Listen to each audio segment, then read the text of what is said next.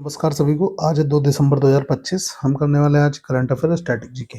ठीक है, तो चलिए शुरू करते हैं। आज का हमारा सुविचार है, समय और शिक्षा का सही उपयोग ही व्यक्ति को सफल बना देता है। ठीक है, अगर आप समय और शिक्षा का सही से उपयोग करते हैं तो आप सफल हो जाएंगे। ठीक है, तो चलिए शुरू करते हैं आज की करंट अफेयर। आज का हमारा पहला क्वेश्चन है, वित्तीय वर्ष 2025-26 की दूसरी तिमाही जुलाई सितंबर से में भारत की जीडीपी विकास दर कितनी रही है? तो ये रही है 8.2%। कितनी रही है? 8.2%। ठीक है, दर रही है 8.2%। तिमाही मतलब दूसरी तिमाही थी, जुलाई से सितंबर तक की बात रही है। कितनी? जुलाई से सितंबर तक की। ठीक है, जीडीपी जो होता है उसको क्या फुल फॉर्म क्या है? सकल घरेलू उत्पाद। ठीक है, भारत में इसकी गणना राष्ट्रीय सांख्यिकी कार्यालय एनएसओ, राष्ट्रीय सांख्यिकी कार्यालय एनएसओ जो एमओएसपीआई के तहत आता है, द्वारा की जाती है। ठीक है, जीडीपी की गणना कौन करता है? एनएसओ, एनएसओ राष्ट्रीय सांख्यिकी कार्यालय। ठीक है, ध्यान रखिएगा, पूछा जाता है क्वेश्चन। इसका आर्थिक महत्व क्या है? यह उच्च विकास दर भारत की अर्थव्यवस्था की मजबूत रिकवरी और लचीलेपन को दर्शाती है। ठीक है, कुल मिला के जीडीपी जितनी ज्यादा होगी उतनी ज्यादा हमारी मजबूत अर्थव्यवस्था होगी। ठीक है, तो चलो अगला क्वेश्चन देखते हैं हम लोग। भारतीय रिजर्व बैंक ने अनुपालन बोझ को कम करने के लिए हाल ही में कितने सेमिकिट मास्टर डायरेक्शन जारी किए हैं? तो 244 की हैं। कितने की हैं? 244 मास्टर डायरेक्शन। ठीक, जारी किसने किया? आरबीआई। आरबीआई क्या है? भारत का केंद्रीय बैंक है। ठीक है, मास्टर डायरेक्शन क्या होता है? ये विभिन्न बैंकिंग और वित्तीय क्षेत्रों के लिए जारी किए गए अधिनियमों और विनियमों, ठीक, एक्ट्स एंड रेगुलेशंस का सरलीकरण तो सांकेतिक संस्करण है। ठीक है, देखो कुल मिला के ये जो जितने भी रूल्स एंड रेगुलेशंस हैं, ठीक है, उनका एक सरलीकृत और समेकित संस्करण है। ठीक है, जिससे अनुपालन बोझ कम हो सके। ठीक है, क्या करने के लिए? क्यों करने के लिए? अनुपालन बोझ कम करने के लिए। अगला क्वेश्चन है हमारा, सरकार ने मोहाली स्थित सेमी कंडक्टर लेबोरेटरी एससीएल के आधुनिकीकरण के लिए कितनी राशि निवेश करने की घोषणा की है? तो ये की है 4500 करोड़ रुपए। कितने? 4500 करोड़ रुपए। ठीक है, एससीएल क्या है? भारत की सेमी कंडक्टर निर्माण की क्षमता को बढ़ावा देने के लिए एक महत्वपूर्ण सरकारी पहल है, एससीएल। ठीक है, यह निवेश आत्मनिर्भर भारत के चिप निर्माण इकोसिस्टम को मजबूत करने के लिए आवश्यक है। ठीक है, चलो अगला क्वेश्चन हमारा, भारत ने चक्रवात दित्वा से प्रभावित श्रीलंका की मदद के लिए कौन सा ऑपरेशन शुरू किया है? तो ऑपरेशन सागर बंधु किया है। कौन सा? ऑपरेशन सागर बंधु। ठीक है, उद्देश्य है मानवीय सहायता और आपदा राहत।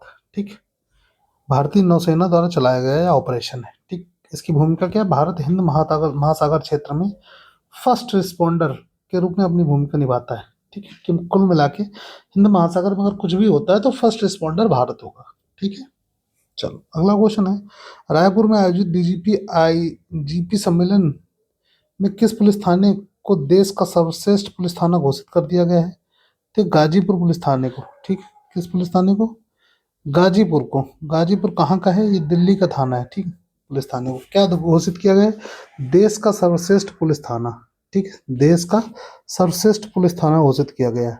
ठीक है, चलो सम्मेलन में पुलिस महानिदेशकों और महानिरीक्षकों का यह सम्मेलन आंतरिक सुरक्षा और पुलिसिंग के महत्वपूर्ण पहलुओं पर चर्चा करने के लिए आयोजित किया जाता है। ठीक है, तो ये हमने कल के जो आज मतलब 1 तारीख की क्लास रही है कल वाली, ठीक है, उसमें भी हमने ये चीज बताई थी। ठीक है, चयन का आधार क्या होता है? स्टेशन का अपराध नियंत्रण, जांच की गुणवत्ता, सामुदायिक पुलिसिंग और बुनियादी ढांचा, ये होता है इसके चयन का अधिकार कि कौन सा टॉप पे रहा है। ठीक है, तो गाजीपुर पुलिस स्टेशन जो है दिल्ली का, वो इस समय टॉप पे है। अगला क्वेश्चन हमारा, भारत ने किस देश के साथ MH-60R सी हॉक हेलीकॉप्टर के रखरखाव और सपोर्ट के लिए 7,995 करोड़ के समझौते पर हस्ताक्षर किए थे? अमेरिका के साथ किए हैं। किसके साथ किए? अमेरिका के साथ। ये देखो, MH-60R सी हॉक ये बहुभूमिका वाले हेलीकॉप्टर हैं जो भारतीय नौसेना की पनडुब्बी रोधी युद्ध क्षमताओं को बढ़ाते हैं। ठीक, पनडुब्बी रोधी युद्ध जो है उनको बढ़ाने, उनकी जो क्षमता है उसको बढ़ाने के लिए इसका किया गया सौदा। इसके बीच में भारत अमेरिका के साथ रक्षा साझेदारी को मजबूत करता है ये सौदा। ठीक है, चलो अगला क्वेश्चन हमारा, लोवी इंस्टीट्यूट द्वारा जारी एशिया पावर इंडेक्स 2025 में भारत का कौन सा स्थान प्राप्त हुआ है? तो तीसरा। ठीक, एशिया पावर इंडेक्स में भारत तीसरे स्थान पर है।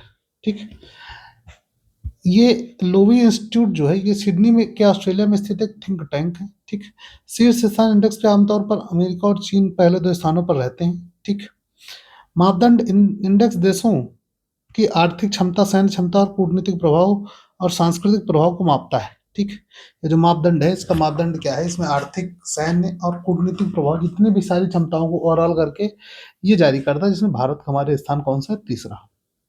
अगला क्वेश्चन हमारा, भारतीय नौसेना फरवरी 2026 में इंटरनेशनल फ्लीट रिव्यू का आयोजन कहाँ करेगी? तो ये करेगी विशाखापट्टनम में। कहाँ पे करेगी? विशाखापट्टनम में। ठीक है, यह एक अंतर्राष्ट्रीय आयोजन है जिसमें दुनिया भर की नौसेनाएं अपनी शक्ति और सद्भावना प्रदर्शित करने के लिए जहाजों को भेजती हैं।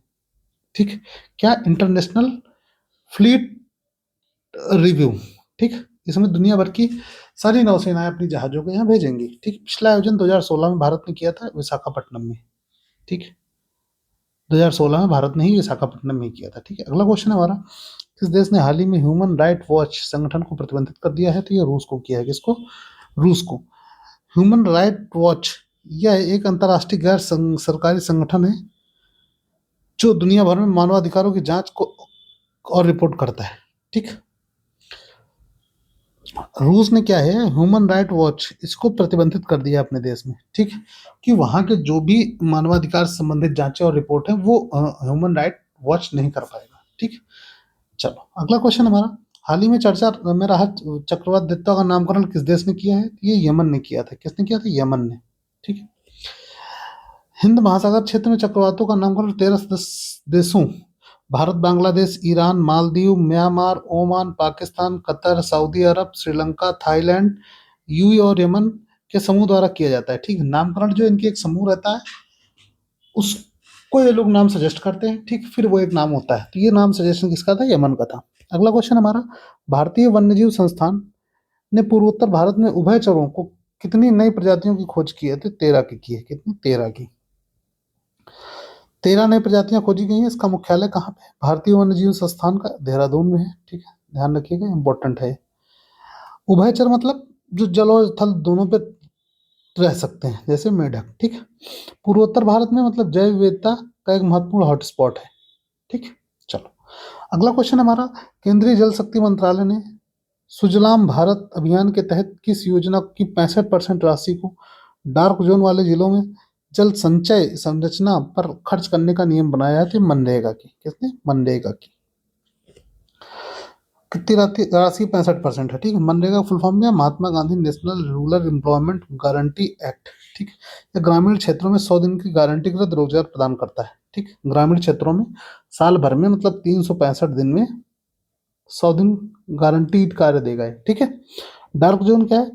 वह क्षेत्र जहां भूजल का अत्यधिक दोहन है, over exploitation of ground water. ठीक, नियम का उद्देश्य जल संचलन, वाटर कंजर्वेशन को बढ़ावा देना है। ठीक, वाटर कंजर्वेशन को बढ़ावा देना है। चलो अगला क्वेश्चन हमारा, हाल ही में किस राज्य ने भर्ती परीक्षाओं में नकल रोकने के लिए 10 साल की कैद और 1 करोड़ रुपए के जुर्माना वाला कानून लागू लागू किया? तो हिमाचल प्रदेश ने किया। किसने? हिमाचल प्रदेश ने। जो भी भर्ती परीक्षाएं होंगी अगर उसमें कुछ भी नकल हो रही है, जो भी उसमें दोषी पाया जाएगा उसको 10 साल की कैद और 1 करोड़ रुपए तक का जुर्माना देना पड़ेगा। ठीक, भर्ती इसका उद्देश्य क्या है? भर्ती परीक्षाओं में पारदर्शिता और शुचिता लाने की सुनिश्चित करना। ठीक, चलो अगला क्वेश्चन हमारा, महिला प्रीमियर लीग WPL की नीलामी में खरीदी जाने वाली अब तक की सबसे कम उम्र की खिलाड़ी कौन बनी है? तो दिया यादव है। दिया यादव। ठीक, इनकी उम्र है 16 वर्ष। ठीक, दिया यादव 16 वर्ष की है। ठीक, WPL क्या है? महिला क्रिकेट को बढ़ावा देने के लिए एक महत्वपूर्ण कदम है। ठीक, और इसमें उस दिन क्वेश्चन आया था ना, कौन सा सबसे महंगी खिलाड़ी, महंगी खिलाड़ी, महंगी खिलाड़ी जो बनी है वो दीप्ति शर्मा बनी है। कौन बनी है? दीप्ति शर्मा। ठीक, दीप्ति शर्मा कहाँ से खेलेंगी? यूपी वॉरियर से। यूपी वॉरियर से। ठीक है, ध्यान रखिएगा। अगला क्वेश्चन हमारा, किस देश ने फीफा अंडर 17 विश्व कप खिताब जीता है? तो पुर्तगाल ने जीता है। किसने जीता है? फीफा अंडर 17 विश्व कप पुर्तगाल ने जीता। यह टूर्नामेंट हर 2 साल में आयोजित किया जाता है। ठीक, इसका आयोजन अभी कतर में हुआ था। कहाँ पे हुआ था? कतर में हुआ था। ठीक है, यहाँ से देखो हमारे स्टैटिक क्वेश्चन चालू होते हैं। ठीक है, स्टैटिक के हम लोग पर डे 5 क्वेश्चन करते हैं। इसमें हमारा पहला क्वेश्चन है, ध्वनि की तीव्रता मापने की इकाई क्या है? तो डेसिबल से नापा जाता है ध्वनि। ठीक है, कितने डेसिबल है। डेसिबल एक लघुगणकीय गणकीय पैमाना है, ठीक, लैगोरिथम स्केल है, जिसका अर्थ है कि ध्वनि की तीव्रता में थोड़ी सी वृद्धि भी मानव कान के लिए बहुत बड़ी हो सकती है, ठीक है, इसीलिए डेसिबल में नापा जाता है। अगला क्वेश्चन है हमारा, मानव शरीर की किस ग्रंथि को मास्टर ग्रंथि कहा जाता है? तो पीयूष ग्रंथि को कहा जाता है। किसको? पीयूष को। पिट्यूटरी ग्लैंड, ठीक, मास्टर ग्रंथि या अंतःस्रावी ग्रंथियों को नियंत्रित करने वाली कई महत्वपूर्ण हार्मोन्स का स्राव करती है, ठीक है। कुल मिला के पिट्यूटरी ग्लैंड का काम क्या है कि हार्मोन्स को रिलीज करना, ठीक, हार्मोन्स को रिलीज करना, ठीक, बहुत सारे महत्वपूर्ण हार्मोन्स इससे रिलीज होते हैं, ठीक। यह मस्तिष्क के आधार में स्थित होती है, मतलब बेस ऑफ द ब्रेन में, ठीक है। अगला क्वेश्चन हमारा, मस्तिष्क का कौन सा भाग शरीर के संतुलन को नियंत्रित करता है? अनुमस्तिष्क। कौन सा भाग? अनुमस्तिष्क, ठीक। सेरिबेलम जिसको कहते हैं, क्या कहते हैं? सेरिबेलम। अनुमस्तिष्क मुख्य रूप से स्वैच्छिक गतिविधियां, वॉलंटरी मूवमेंट्स, जैसे कोऑर्डिनेशन, संतुलन, पोस्चर, ठीक, और गति को नियंत्रण करता है। कौन सा? सेरिबेलम, जिसको कहते हैं अनुमस्तिष्क।